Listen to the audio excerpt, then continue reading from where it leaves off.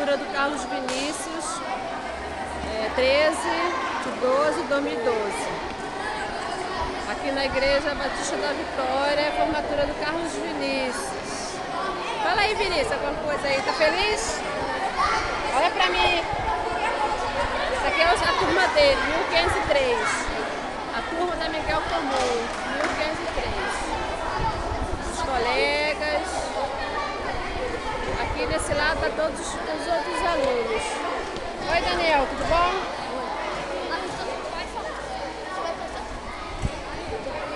Aqui estão os colegas de sala, 1503, 1501.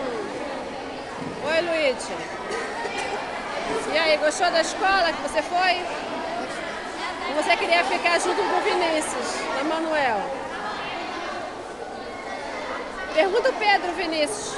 Vinícius, pergunta o Pedro para onde ele foi. Pergunta. Já sabe? Olha pra mim. Já sabe para onde ele foi? Aí, né? Hein, Pedro? Ah, você foi... Oi? Mas vai ser transferido. Você também. Você não viu?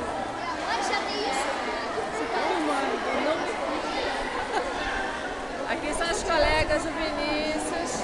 Aqui são as escolas do Vinícius, as coleguinhas do Vinícius, turma 1503. Aqui são os responsáveis. Aqui está toda a direção da escola fazendo a decoração. É uma das diretoras.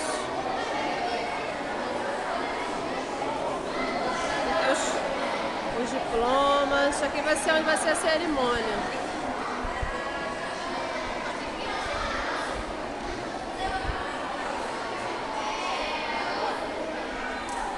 Aqui estão os responsáveis.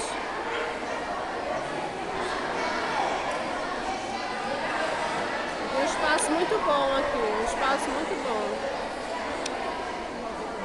Aqui é a equipe de som, de vídeo.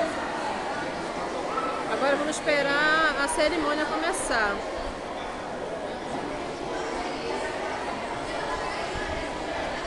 Aqui está toda a direção da escola, uma boa parte da direção da escola.